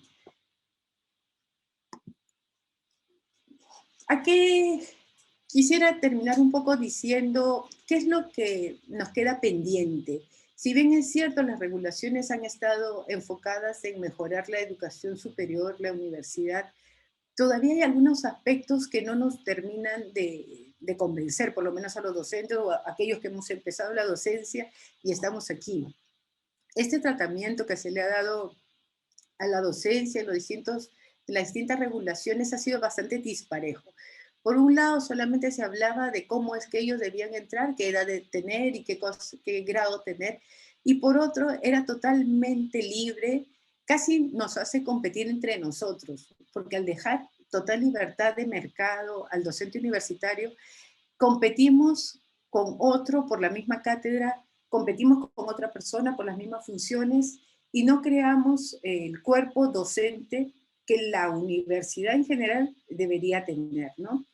Por otro lado, lo que hacemos es, no obligamos al docente, porque es la última ley, la del 2014, pide que tengamos perfeccionamiento continuo, investigación, docencia, gestión, proyección, pero nos lo pide de manera individual, o sea, cada uno independientemente debe tener esta característica, pero no compromete a estas instituciones educativas, tanto las particulares como las estatales, a que sean ellos los que inviertan, a pesar de que la regulación dice que parte del presupuesto, si eres universidad asociativa, si no eres universidad asociativa, deberías invertir en capacitar a tu personal. No todas lo hacen con todo el personal, ni todas lo hacen con las mismas características, ¿no? Se puede capacitar a alguien en el manejo de un software, pero no necesariamente es lo que se pide para un docente universitario. O sea, no es solamente eso, aquel aspecto que deberíamos enfocarnos en tratar de entender la importancia de un docente universitario. Estas normas siguen estando pensadas en las universidades estatales, lo cual no es malo, pero si estamos en un país donde la mayor cantidad de universidades son particulares, deberíamos pensar en que ellas, a pesar de la independencia económica y a pesar de la libertad que puedan tener o de la autonomía empresarial que puedan tener, también deberían incluir algún tipo de comportamiento a favor de los docentes universitarios y de la labor que ellos realizan. En una empresa tenemos tanto al personal de planta como al personal de línea, o sea, al personal administrativo como al personal de línea, y el docente universitario, tal como diría Leonardo Polo, es un personal de línea, por lo tanto, no podemos descuidarlo, no debemos dejarlo con total libertad, porque esa absoluta libertad lo que va a crear es una independencia y un alejamiento. Se hablaba hace un momento acerca de la falta de pertenencia, la falta de identidad, justamente por esta posibilidad de sentirse totalmente solo y aislado, ¿no?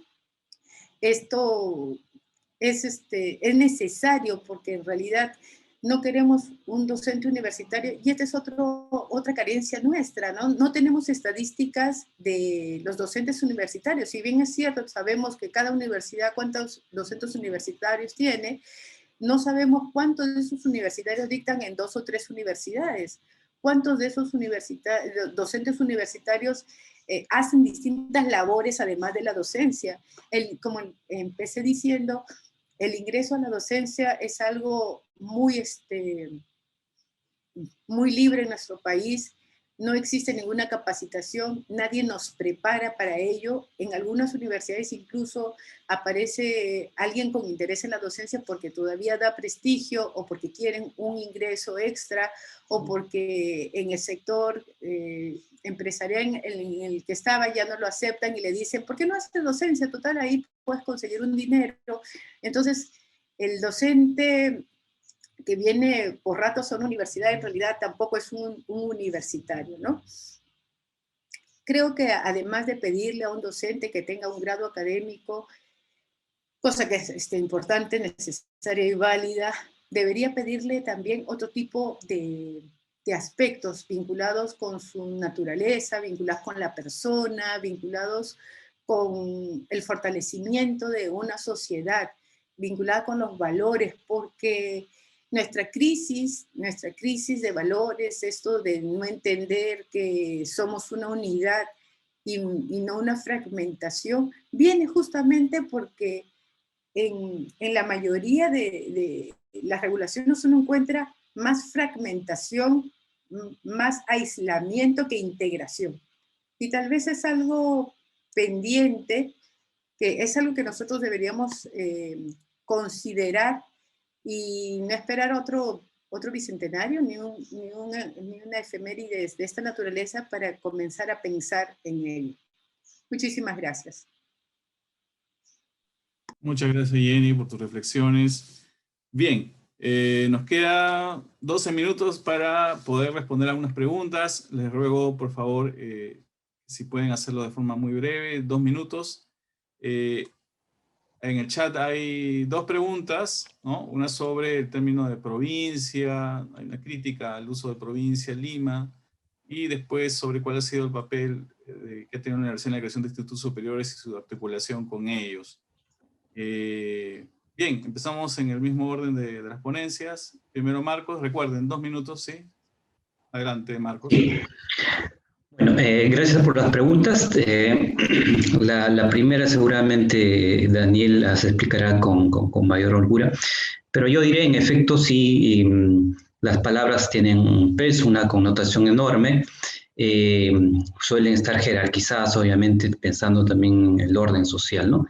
Pero en algunos casos, como el nuestro, que somos investigadores, también tiene una funcionalidad, ¿no? Y además, como somos historiadores, la idea es tratar de explicarlas en su contexto, ¿no? Con esto simplemente quiero decir, si bien ahora, digamos, para un público amplio la noción de la palabra, la provincia puede tener una connotación de ciertos prejuicios, digamos, en la investigación, además enmarcada, ¿no?, en un determinado contexto histórico, es funcional para la explicación que uno va ensayando, ¿no? Y además marca una realidad también, ¿no? Una realidad en efecto social donde las jerarquías, los prejuicios son parte de ella, ¿no? Y las palabras hasta cierto punto las condensan. Y finalmente la segunda pregunta sobre los institutos. No en las últimas décadas o en el último siglo al menos, de alguna manera la universidad estuvo vinculada a este proceso de formación de la Escuela de Ingenieros en el siglo XIX, pero en general no ha estado involucrada en otros procesos de formaciones de instituciones superiores, ¿no? Porque no puede, la norma no lo contempla, ¿no? A diferencia, por ejemplo, me parece que otras universidades en el siglo XIX, como la Universidad de Chile, que sí tenían cierta injerencia, digamos, en los procesos, en los diseños de la política educativa. En el caso de San Marcos, no, Y en el siglo XX ha estado muy constreñida sus actividades. Además, la formación de una institución pública, de darse el caso, está rígidamente normado, ¿no? En cuanto a formación de instituciones más bien privadas, tienen que ver con las iniciativas de los sanmarquinos, profesores, egresados, pero a título personal, ¿no? A nivel institucional en absoluto. Gracias. Gracias, Marcos. Alcides, 2 minutos. Sí, rápidamente. A ver, voy a hacer referencia a la primera pregunta sobre si la provincia es ajena a Lima. Bueno, como mencionaba Marcos, sí, en realidad cuando uno hace investigación histórica lo que trata de ver es el tema en su historicidad, ¿no? En el contexto, ¿no? Y obviamente las palabras, los conceptos van cambiando a través del tiempo, van teniendo cargas muchas veces en el tiempo, sean positivas o de repente negativas. El concepto de provincia ha ido cambiando, mutando a través del tiempo hasta tener de repente cierta connotación en el contexto actual, pero en la década del 20 servía para marcar las identidades, ¿no? Y es parte de una realidad que se vivía, era una realidad cierto centralista, elitista, como se explicó en la ponencia, pero también contribuía para demarcar la identidad, demarcar los límites, ¿no? Por ejemplo, para, digamos, darle mayor fuerza a esta explicación, cuando uno revisa la memoria de Basadre, Basadre, él comenta y dice, yo, pobre, huérfano y provinciano, me matriculé en la Facultad de Letras, ¿no? Entonces, él se identifica como provinciano. Muchos estudiantes cuando van a pedir algún tipo, pues, de concesión a la universidad, dice, soy provinciano, soy pobre, y trabajo, ¿no? Y soy trabajador, ¿no? Entonces, la palabra, el término provinciano era funcional en la medida en que permitía demarcar las identidades, demarcar los límites, ¿no? Y desde los dos lados, desde el lado de repente de la institución y de la gente que propiamente era de élite, pero también del lado de los que iban llegando, ¿no? Por ejemplo, Juan Guillermo Guevara, que en la década del 20 funda la revista La Sierra 2, ¿ya? Es una revista que lo que hace es remarcar los orígenes andinos de la población, y es más, podría hasta ser vista como una reacción a de repente, a la forma en la cual ellos eran tratados, ¿no? En la medida de que, por ejemplo, para esta época, Romero, por ejemplo, Emilio Romero decía pues que los provincianos no eran tratados igual que la juventud limeña y de prosapia, que era como lo mencionaba, ¿no? En fin, sí es cierto, ¿no? Las palabras tienen mucho peso y el término provinciano ha ido mutando. En la década del 20 era una palabra, un concepto funcional para demarcar las identidades, los límites, y bueno, remarcaba una realidad que se vivía en ese momento, ¿no? Sería todo, Alex. Ok. Jenny, yo tengo una pregunta más centrada en lo que has expuesto. Si quieres responder lo otro, no hay problema, pero aprovecho para darte pedirte, consultarte sobre esta duda que tengo. En la formación de los docentes hay una vinculación claramente con este modelo económico, lo que se busca de la universidad que menciona Marcos. ¿Tú crees que en la legislación ha estado acorde con eso o ha ido a destiempo, ¿no? Como que se hace tarde la reforma y ya no sirve, ¿no? No sé qué opinas, Jenny. Adelante. Yo no sé si la palabra es a destiempo o en realidad con menos injerencia o menos énfasis en ello, ¿no? Creo que el interés siempre ha estado más vinculado con autonomía, libertad de cátedra, el no tener que rendir las cuentas de todo, que se sepa en qué se gasta. O sea, los temores han estado por otros lados.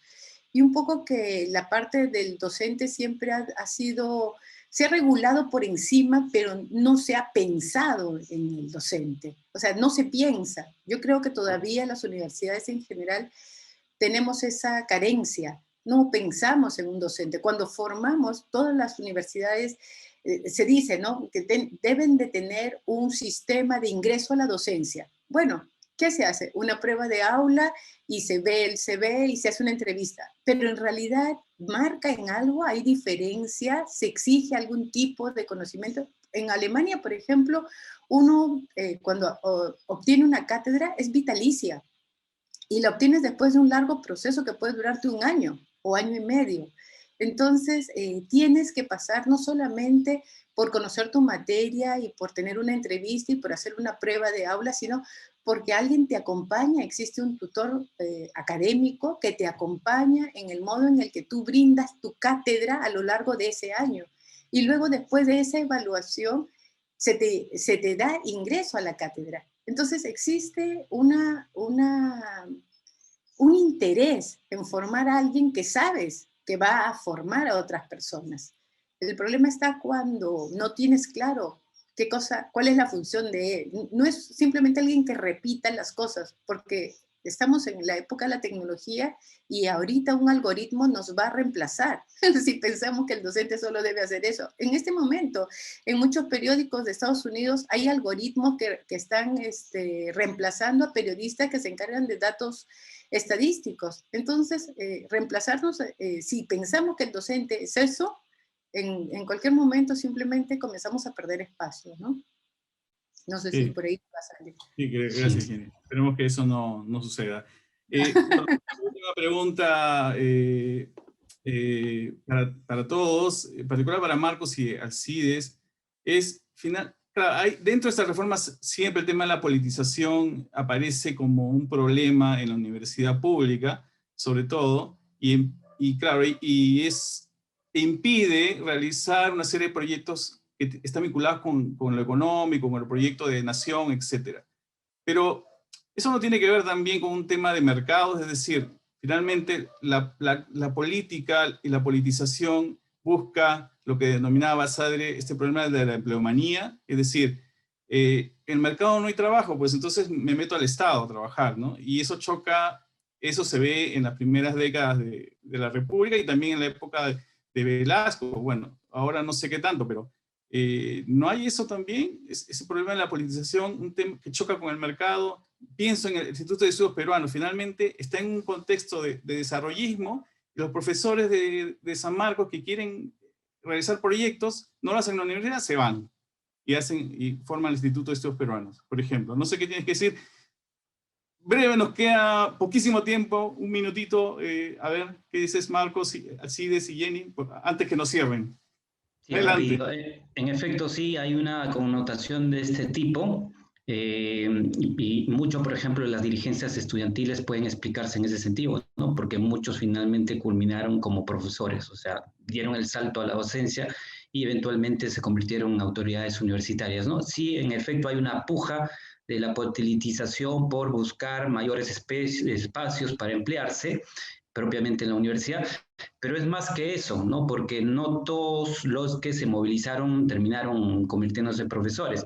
Termino con esto, en la década del 60, 70, se movilizaron contra la reforma los militares porque esta reforma se convirtió en una brecha para la posibilidad de profesionalizarse, porque se trató de edificar una institución universitaria de alto perfil, ¿no? Que bloqueaba, por ejemplo, a estos sectores que venían de una educación básica bastante mermada y que no podrían competir con éxito académicamente en ese tipo de reforma, ¿no? Entonces la movilización tiene otro aspecto, ¿no? Eso, Alex. Gracias, Marcos. Adelante, Alcides. Bueno, en torno a la politización, bueno, te permito recordar, bueno, algo que escribía el profesor Mati Corena, tiene una reflexión sobre en torno a la universidad, y bueno, él planteaba pues que la política era, digamos, era inherente a la universidad, o sea, desde los inicios de los orígenes de la universidad, se hacía política entre los que manejaban las cátedras en las órdenes religiosas, por ejemplo, que tenían ahí injerencia en la época de la independencia, y viendo ya centrado en más o menos en el siglo XX, sí es cierto, muchos de los que se van a movilizar en la universidad, por ejemplo, en la reforma del 19, la reforma del 30, tienen ciertos intereses, ¿no? Eh, a veces tendemos a ver a la universidad como una unidad, pero también en realidad son una serie de actores con intereses distintos y muchas veces contrapuestos, ¿no? En el caso de, como mencionaba Marcos, muchos de los que se movilizan al final también van a tener, se van a insertar en la cátedra, como por ejemplo van a ser la mayoría o cierta cantidad de jóvenes que lo hacen en el 19, Basadre, Luis Alberto Sánchez, Emilio Romero, y bueno, pero no todos también tienen que el mismo éxito, entre comillas, ¿no? Porque los que se movilizan en el 30, por ejemplo, haciendo política, la universidad se cierra en 1932, San Marcos es recesada en mayo de 1932 y se reabre en el 35, y muchos de los que participaron en política en la década del 30 más bien van a ver obstaculizado su ingreso a la cátedra. No era lo que le pasaba a Tomás Escajadí, un líder estudiantil, que siempre, yo conversaba con su hijo y él me decía que su padre siempre quiso ser docente en San Marcos y al final no lo fue. Y quienes fueron él, su hijo y sus hijos principalmente, ¿no? Entonces, la reflexión en torno a la política es que se va a dar en torno a los intereses que van a tener los actores inmersos y dentro del contexto que se va a dar, ¿no? Ok, muchas gracias, Alcides. Bueno, cerramos la mesa con las reflexiones de Jenny al respecto. Bueno, muchas gracias, Alex. Solamente para decir que creo que la palabra política ha sido tan mal utilizada que tenemos mucho miedo de que ella esté presente, ¿no? Y en realidad, como bien dice Alcides, forma parte de nuestro ADN. O sea, es importante más bien hacer política. No ser partidarista necesariamente, pero sí hacer política, sí opinar, sí participar, sí ser ciudadano. Y la universidad tiene un rol fundamental en ese aspecto. Infelizmente, se cree que prohibiendo que los estudiantes opinen o participen, entonces se va a evitar una serie de aspectos, pero estamos creando limitaciones, ¿no? En general. Muchas gracias. No, de nada. Gracias, gracias Jenny, Marcos, Alcides. Ha sido una mesa muy interesante. Hemos tenido un tiempo para responder preguntas, lo cual siempre es bienvenido. Bueno, ya vino Víctor, nos está diciendo que cerremos. Bueno, gracias, adiós, gracias a todos los asistentes. Nos vemos, cuídense. Bicentenario del Perú.